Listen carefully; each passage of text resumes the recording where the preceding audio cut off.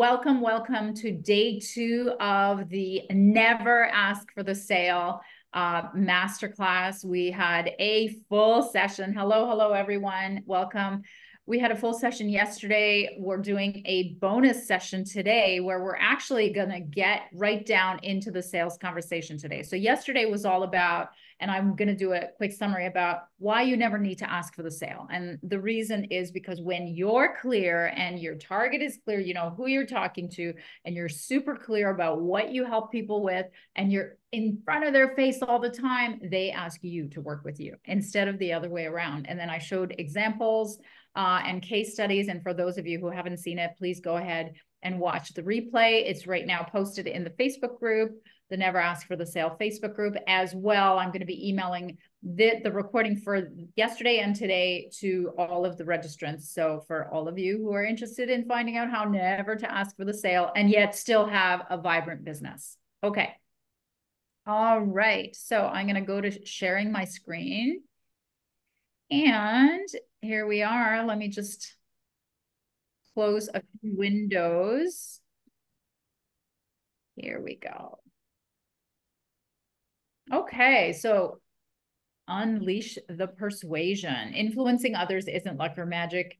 It is science. And I showed you yesterday about how that science actually works. How do we strategically figure out how to get the information around who to target and what specialty to pick. And the summary of yesterday was really, it takes 3 steps to never ask for the sale. So the first, as I told you, was clarify the niche, meaning who is my target? What is where, and the way that I want you to pick your target is either it's an interest group or an industry. So you can choose B2B or B2C, but either way, I want you to pick people who self-gather by themselves in large numbers. So you don't have to do the hard, heavy lifting of cherry picking everyone, inviting them to your events. I mean, that's great too. But if they're already congregating, you can just penetrate those groups simply by picking one that fits your strategy. The second step to never asking for the sale is once you know exactly who you're going after in terms of your target, you clarify your message. What specific one facet of a very expensive and painful topic can you help them with? If you're B2B, it has to be an expensive, expensive because corporations speak in dollars. It has to be expensive in terms of cost to the business. If it's B2C, an expense to the human being could be anything from their health to their mental health to not being able to sleep at night to mental anguish. So you have to look at what is the cost that it's costing them. And we're actually going to talk a lot about that in the actual sales conversation that I'm going to tell you about. So the third part of the never asking for the sale is that you intercept them. And it's really easy to find them if you're in large groups. And when they're in large groups, over and over, gathering over and over again, it takes 7 to 12 touches for you to be able to touch them with your message in their world over and over again, which reinforces the message that you are an expert in that one specific problem for that one niche. Okay? That's exactly how you never have to ask for the sale. Now, I'm going to talk about the 5-step selling process. Now, before I do that, I'm going to stop the share, and I want to, welcome some of the people who are still joining us. Welcome, everyone, and thank you for turning on your camera for those of you who are here. We're actually going to be doing a very interactive demonstration. Once I give you the formula for the script of all the steps of the questions you need to ask in the formula for how to do the sales conversation, I'm actually going to have people doing role play. I'm going to try to sell to you using this script. You're going to try to sell to me, or we'll have 2 people on the screen trying to sell to each other, which I also love. But before we go there, I just did a quick summary. For those of you who weren't here, please go ahead and watch the replay. We're not going to talk about what we did except for the brief summary that I just gave. Does anybody have any questions about any of the stuff we did yesterday or any of the summary from how to never ask for the sale? Is there anything that didn't sit well with you or doesn't make any sense at all, or you have questions around from the portion of how to never ask for the sale?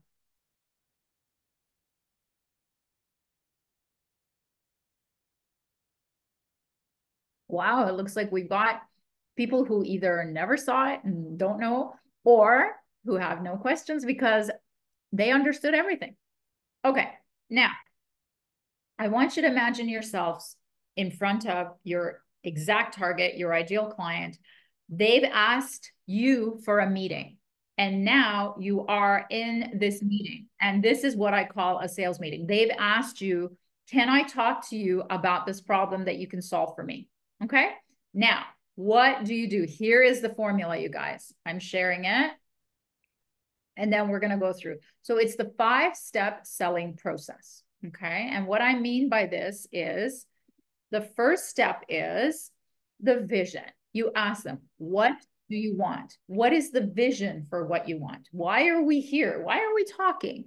What is it that you want out of this? Number 2 is, what is the obstacle? What's kept you from getting this in the past? And what is keeping it? And sometimes I feel that people get their back up when you ask them what's keeping you from getting it. So they say, nothing's keeping, haven't even started yet. So you could say, what could potentially keep you, or what could potentially slow you down, or what has slowed you down? Because if you don't get them to identify the obstacle, they're never going to be able to hire you, because if they don't perceive there's an obstacle, or they don't understand what the obstacle is, sometimes you have to ask more deeper probing questions to be able to uncover the obstacle for them. They have to see the obstacle. Okay. The next is the cost of the obstacle. So what's the consequence in dollars of not getting the vision? And remember, if it's a corporation, dollars they think about. If it's not a corporation, if it's like a regular consumer, what's the consequence? Is it eczema? Is it like not never speaking to my kid again? Is it like I'm gonna die in pain of cancer? What is the cost of never getting to the vision, of never overcoming this obstacle? Okay. Number 4 is what you can do to help. So this is where we ask, is it okay if I share with you how I can help? And then you go through your process in 3 to 5 point forms that people can grasp in not such a detailed form that they can go and take it to someone else that can implement it, but in how top lines of what you can do to help them. And then the question at the end is, would this help you? And this is exactly how easy it is. This is how simple it is. And what I'm going to do is I'm actually going to copy these steps and I'm going to paste it into your chat. And this is where I'm going to open it to a volunteer. So let me just put it into the chat. Ta-da! There you go. Okay. So now, who wants to volunteer to, who wants to be sold to, or who wants to sell to me? So first we'll try the easy one, who wants to be sold, and I'll demonstrate to you how I'm going to use these questions. So who wants to volunteer to be sold to? I'm going to sell and demonstrate this. Any hands? Yeah? Okay, Rachel, let's go. All right. So what are you in the, if you can unmute, yeah. So what do you what kind of services are you in the market for buying right now? I'm not actually. I was just gonna let you pretend to. Okay. So what was the last service that you bought? Um, over. Oh well, I guess I have. I'm just trying to think here. Recruiter. Let's say overseas recruiters. How about that? Okay. So the recruiting services, right? Yes. Okay. So, so the first question is, Rachel, what is the vision with respect to recruiting overseas for you and your company? To keep costs down. Okay. And say more about that. Keep costs down with respect to specifically what?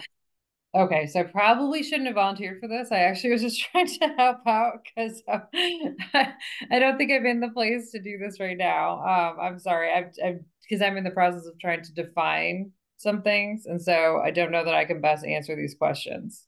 Okay. So, Is there something you want to sell to me? Do you want to sell your services? You want to try to sell them using the formula? Um, I really wanted to listen just because apparently I missed out Okay. on yesterday. So I'm sorry. I No, literally that's okay. have Is there thoughts. anyone who wants to volunteer?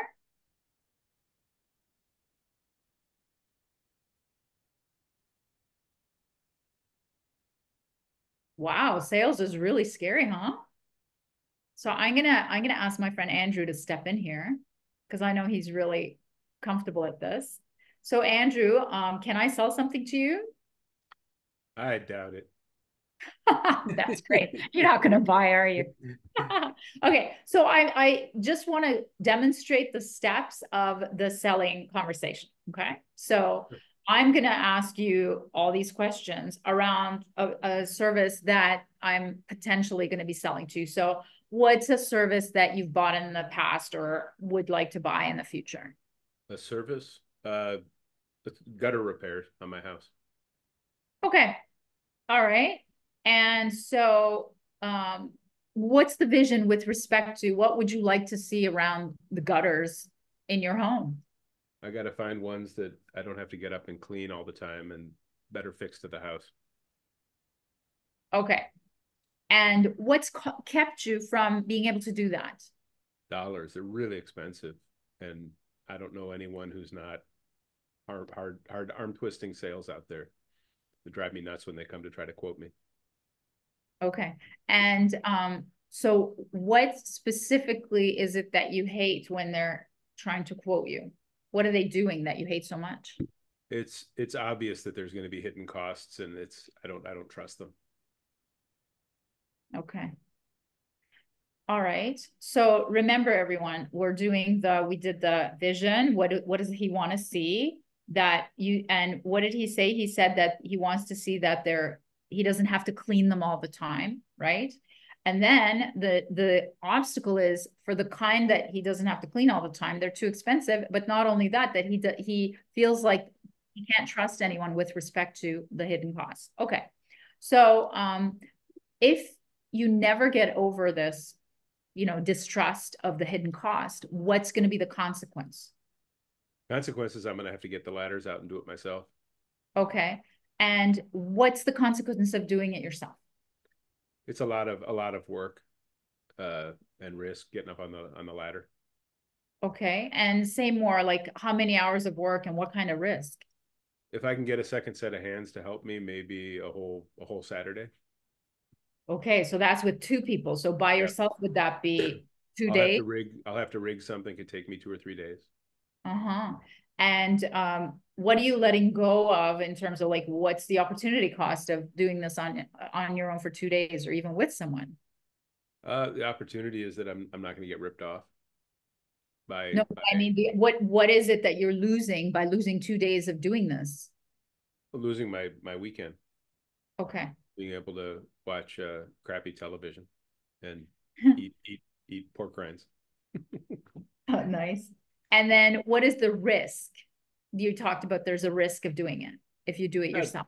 The risk of doing it is I could fall off the ladder. I could not get the job done in time. There might be a complication I get into that I can't fix myself on the house. Okay. And how serious is this? Like, how likely is any of this to happen that you fall off, that it's not done on time? I mean, the most worrying one for me would be to fall off, right? You want me So, to show you the cast on my leg? No, I'm kidding. oh, okay. So No, I'm kidding. it's very likely. Okay. No, I'm kidding. Okay. That's funny. So so let's take me there. What's the consequence if you fall off? Consequences severe. You fall off a ladder, you can get really hurt. So I mean, I know in the US, insurance is a huge thing with medical. What's the cost of falling off? Thousands. Is it? Okay. Yeah, plus And loss of work and okay. ridicule from this guy Doug who keeps laughing because he's already imagining what I look like falling off a ladder. Okay. So it sounds like there's a bigger cost to, not hiring someone and not getting over the mistrust of the hidden fees than we initially talked about. So is it okay if I tell you how I think I can help? Sure. Okay. So first, so here I'm going to, make up stuff about how I would help. And so, but I'm going to speak to his concerns, right? So Right. now I'm going to say, what we're going to do is we're going to have a full list of costs that you're going to approve with different variations of menus to pick and choose with, full transparency of what you get and what you don't get in each of the different formats. And then we're going to show you how long it takes for each of them. And we have a 1-day program, we have a 2-day program. So whatever it is, like in the moment, you could actually create it around what he said, or try to match what you already have with what his needs are, because he already talked about what his needs and his concerns were. And then you go like step by step and say, this is, and you put in your methodology, you actually bake in any kind of special technology or anything that you have. And then the last question is this what you need? So then you would say either yes or no. Now, if he says no, so if he says yes, what do I ask him? You're asking me? Yeah, everyone, anyone. Hey, Joey. If he says yes, this is what I need, Charles. This is what I need to buy. This is what I'm gonna. So then, what would I ask him? See, I am never asking for the sale. If he said, I said, is this methodology exactly in line, or are these steps what you need? And he said yes. Then what do I ask? Yeah, and I threw some seeds out there that would make it pretty easy to do that. Yeah. But I'm still not asking, would this help you? Right. Yeah, good. Kate says, would this help you? He said yes. So after he says yes, I'm still not asking for the sale. Then what do I say? Can I send you information? You could say that, but what I usually say is, what's the next step? Or what do we do from here? Or do you have any questions for me? You see, I am never asking for the sale because I don't have to. I've just gone through and went through all the things that he has in his concern. Okay, now what happens if he says no? What do we do? Thank you. Now, what do we do if he says no? Is I try to isolate. Why is it a no, right? So then, Andrew, I would say, so which part of what I told you doesn't connect? Or which is the concern? Or what is the concern? Does that make sense? So, and what would you say if you said no and I said, well, which part of it doesn't connect?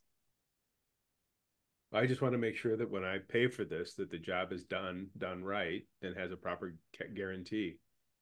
Okay. Now, how do you overcome objections is through questions. And I would say, what would make you feel good around giving you that guarantee? What would you say?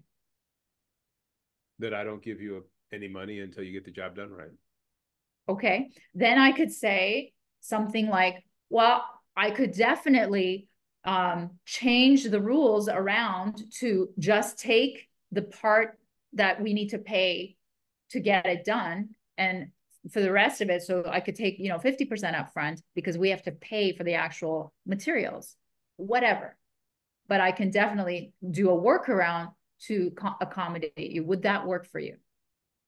Can you give me references of people that you've done work for that you didn't take their money and run? Absolutely. Do you see, these are buying questions, you guys. These are all buying questions. So perfect. So now what I want you to do is remember, never leave without a next meeting, right? Because so then I'm going to say, okay, Andrew, I'm going to send you, the 3 names of the people that I last worked with. And I'm going to send you our conversation in a note form just to be on the same page of what I offered and we agreed to. And is it okay if I check in with you after you speak to them next Monday at noon? Right? And what are you going to say? Sure. Another option in that case is, let's get you on the schedule. I'll get you the references. And if you need to cancel, we can do that. Because if you, I never mentioned canceling, but that's great. I mean, I never mentioned canceling because in my mind, the sale is done because I know I trust my work. Do you see Yep. what I mean? Well, you haven't made the sale because I still got to call the references, and then there's more. Oh, I know, but I don't want to put anything in their head, right? I don't want to put anything negative in their head because I mean, to me, we're already aligned and we're working together, because you wouldn't be asking those questions if it really didn't make sense for you. And I overcame your objection of the worry, right? Yep. Does that make sense? Yep. Okay. And it's also interesting to know in that initial phase of the research, where did that lead come from? Is that someone who reached out to you, or is it someone that your guys cold called? Because it changes that trust level. If I've taken the action to reach out to you, the conversation is quite different than if your people were calling around going, hey, we're doing gutters in your neighborhood. Can we do your house too? There's definitely research around referral trust and referrals closing faster and at higher rates. But in my business, I'm so specialized that like 90% of my business comes from cold. So that's why I really haven't found that there's a difference in the rate of closing, because people who come through referrals from me are still have to be sold in, because what I do is so specific. Like I'm not a gutter cleaner, you know what I mean? Like it's not something so generic that one pretty much is the same as other. I'm a marketing strategist. Like it's very specific. Not a lot of people have hired marketing strategists. So, but yeah, it's definitely, there's research around that. Thank you so much for playing. All right. So, no prize. No, you get my undying thanks. Yeah, exactly. Exactly. Okay, let's give him a hand. Oh, he's such a ham. He's so funny. I know. Okay. So we'll take one more. Let's see, we've got 6 minutes until we have our guest coming. So let's talk. Does anybody want to go in the next 6 minutes? And we'll try to do one more. Doug, do you want to go? No. Okay. All right. If nobody else wants to go, I'm just going to share with you some of the slides that I had from yesterday in terms of what are next steps for you and for us. And then we have if we can mute. Yeah. So, and then we have a guest coming at 1:30. So let me just share my screen. Okay. So you remember the questions around the selling process. That was the vision. What do they want? And the obstacle, what is it that's kept them from getting it? The consequence, the cost of the obstacle, and then what you do to help in the 3 to 5 steps. And would this help you? And for us, what's next is I actually wanted to take you through the Nail Your Niche program. And I talked about this a little bit yesterday. So here is if you want to do this on your own. Now, I have had a few people reach out to me in terms of wanting to work one-on-one together from yesterday's session, but this is a do-it-yourself on the shelf. It's online. It's a whole bunch of videos and training. And so what it is, it's you zero in on that client niche that makes you unique. And we talked about that. And here's my introduction. And I just wanted to take you through, well, that's the price is $4.99. And there's a first 5 people included, fast acting bonus. Yesterday it was 3. And then you do a guest appearance on my weekly live stream, a 30-minute one-on-one strategy session, and there's a bonus training downloads, 2 of them. And what you're going to get is 7 training modules. And I wanted to take you through the modules. The first one is uncovering your specialty. This is the part where if you're not clear, you don't pick it strategically, you're not going to be able to never ask for the sale. Number 2 is that target, the vertical. Remember I was telling you, it has to be either a group that self-gathers, which is an industry, or an interest group. And how do you pick them? That's the module 2. And then module 3 is branding like a celebrity. Celebrities are so good at being memorable and being known for something that they actually lend their names to products. And so you are a brand, and your company is a brand, and if you can think like a celebrity and brand like a celebrity, then you have a chance to be more memorable and to stand out in amongst your network, your peers, and in front of your prospects. Module 4 is developing your magnetic message. Without the message, you can have the most perfect plan, but if you don't have the right message that online and offline that people are turned on to, then I would never be able to get you here, for example. I mean, we had a message of first one we did was the one-liner marketing. It resounded so much with people because it communicated so well the problem of having complex messaging that wasn't converting.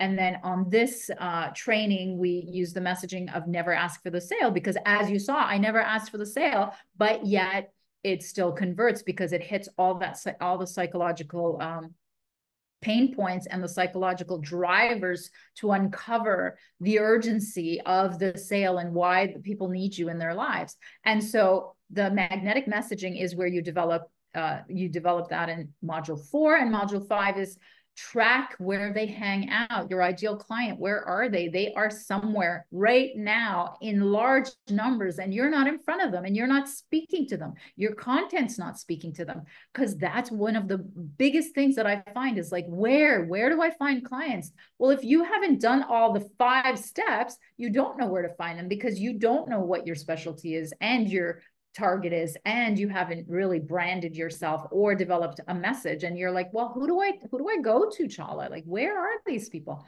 Well, you won't know that until you do all of those. And then to put it all together is called the marketing plan. And that's where you rinse and repeat the same thing over and over and over again. Remember, it takes 7 to 12 touches for you to get in front of the right target, saying the right thing over and over again, which is why that's when you never have to ask for the sale.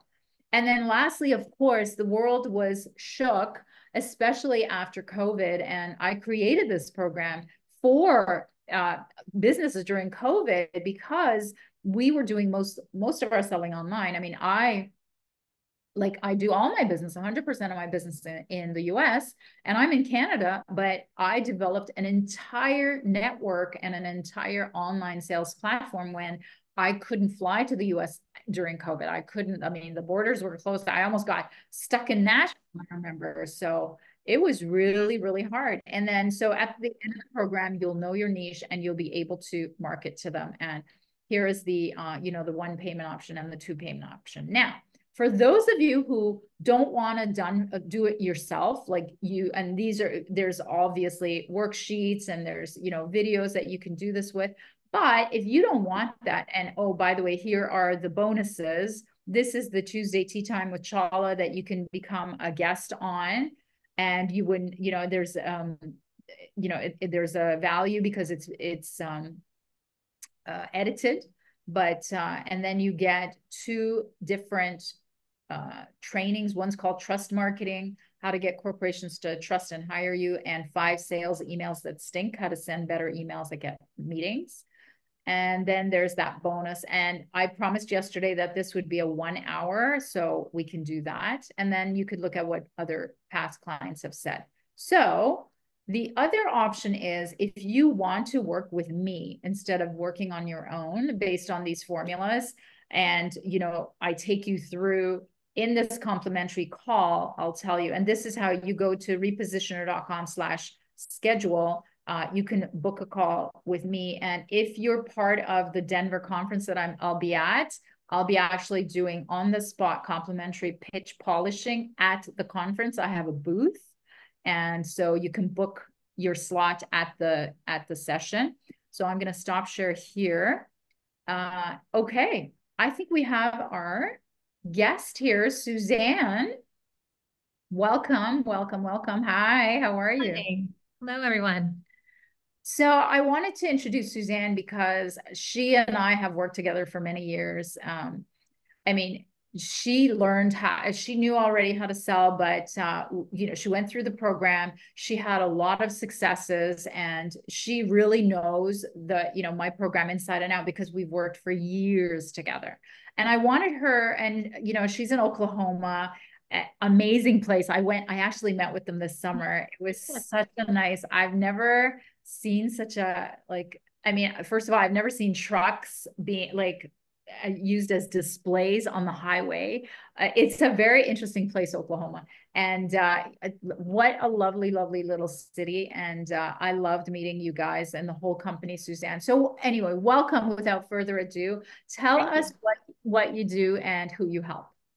Sure. So I work at Jones PR. I'm a vice president here.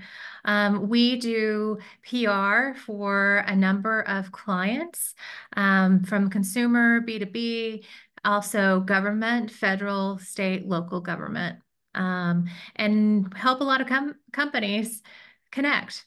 Yeah. Awesome. Okay. So tell me, like, what led the company to hire someone like me at the time?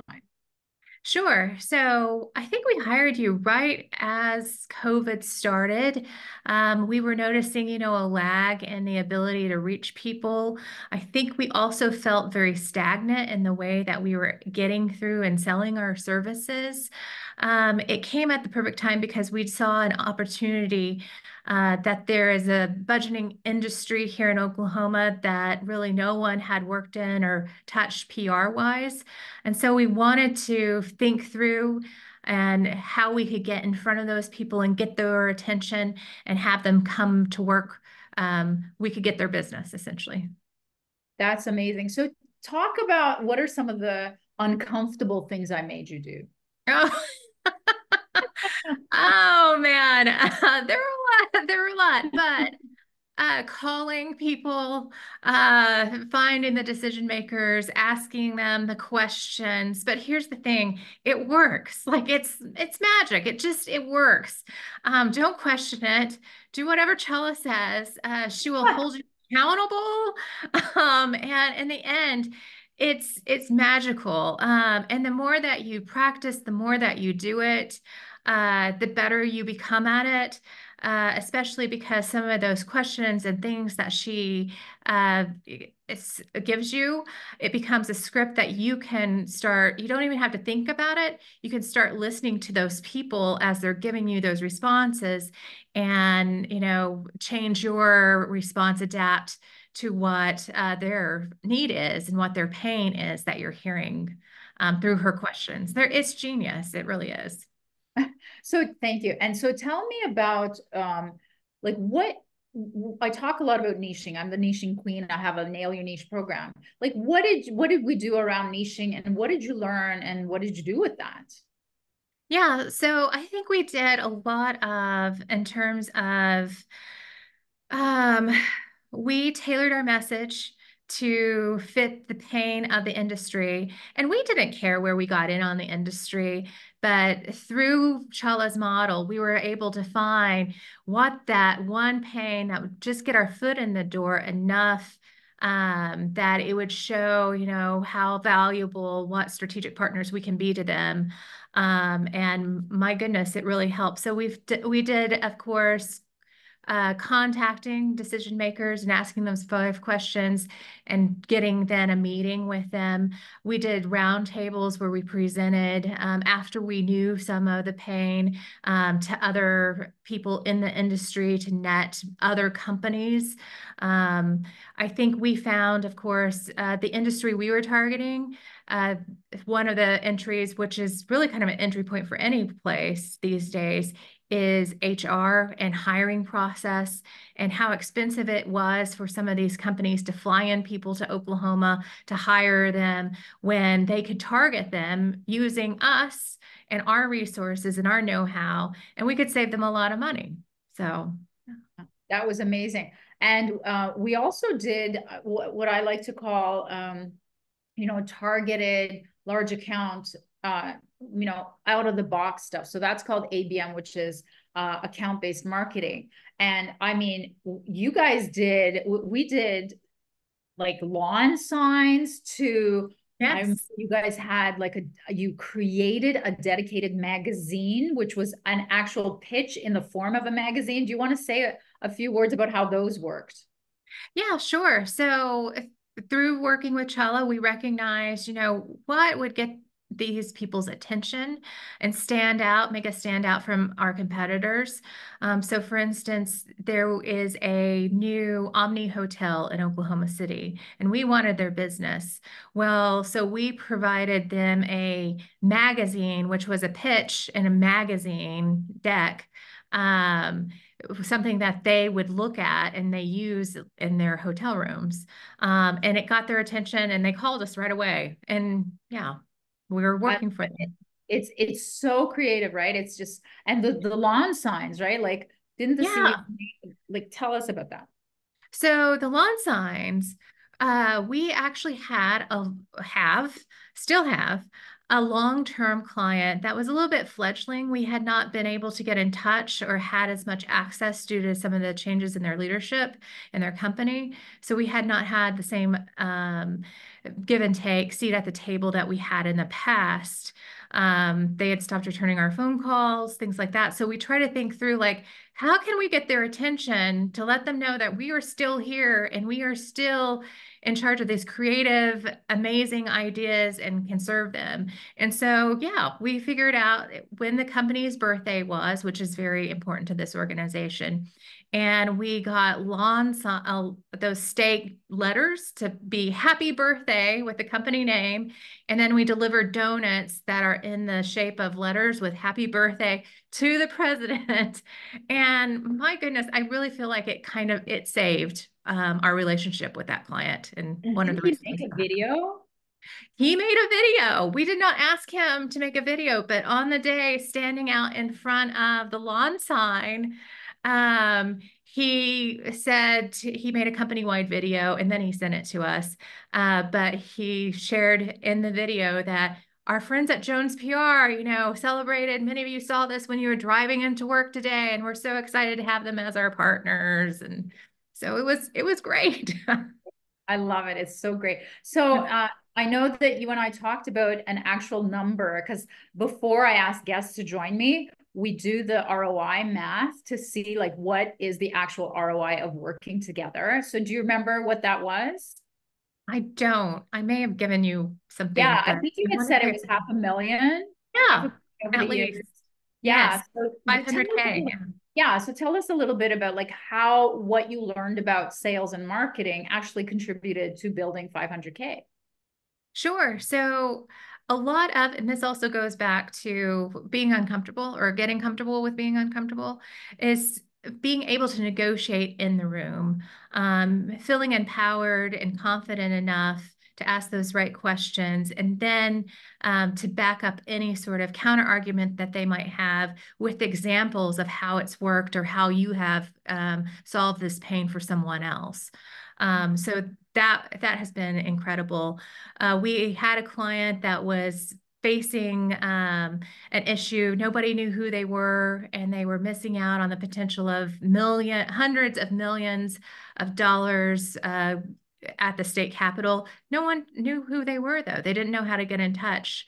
So I was able in the room to negotiate by saying a number of what they needed exactly, how long it would take, and then close it out. Is this agreeable to you? And my gosh, I walked out of there with a new client, and they're still a client too. So there you go. Awesome. Awesome. And what gave you that confidence in the training? Yeah, I think it was doing the work. Chala is a great coach. She is available to help and talk you through ahead of it. If you are nervous, she'll talk to you ahead of time. If you are preparing slides, she will look at those slides and give you her thoughts and recommendations.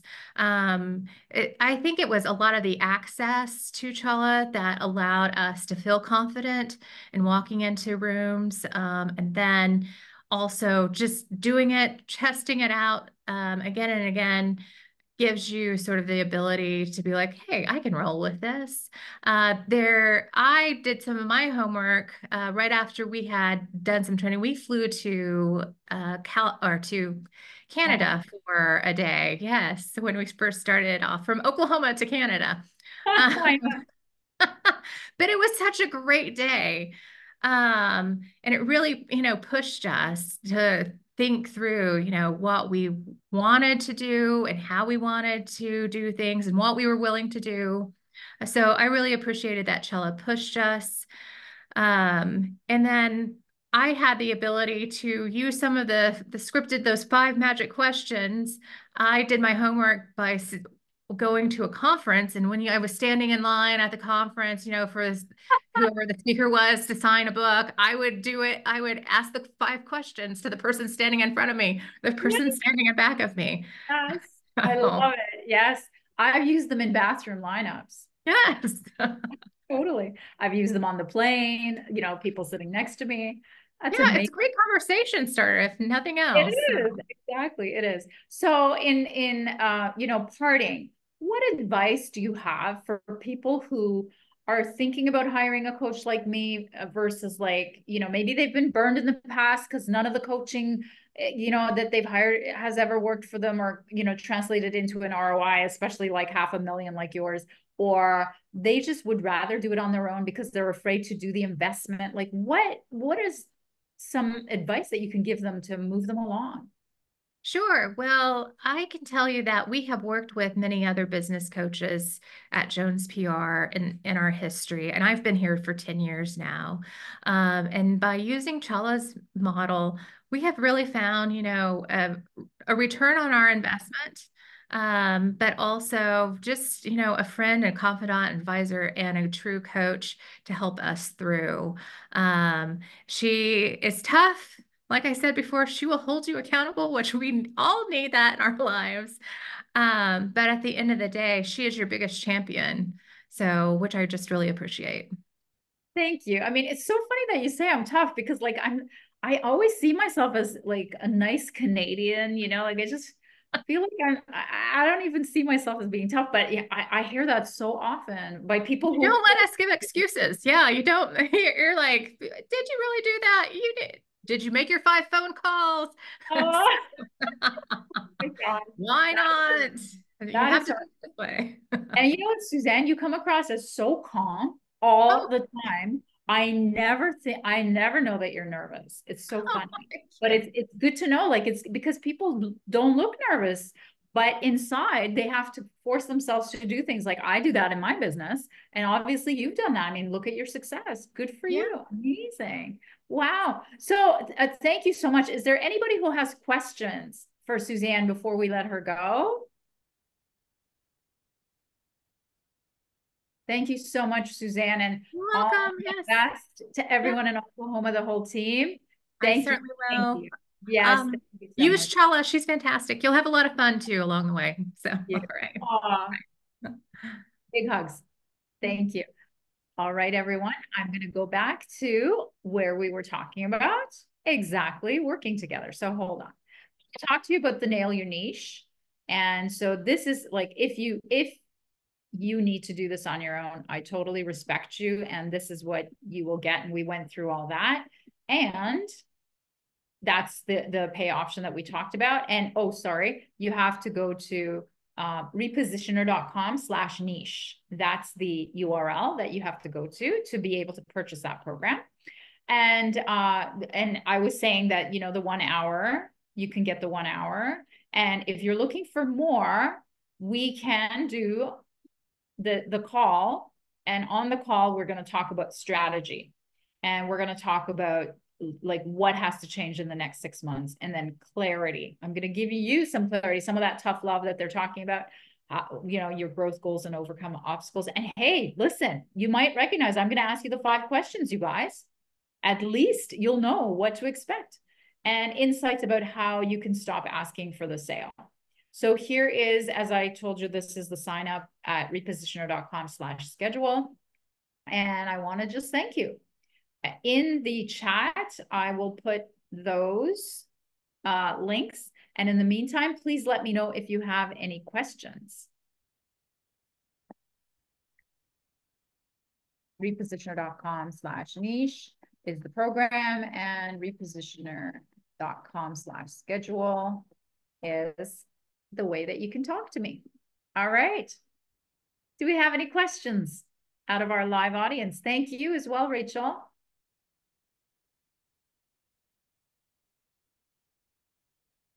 Well, thank you, everyone.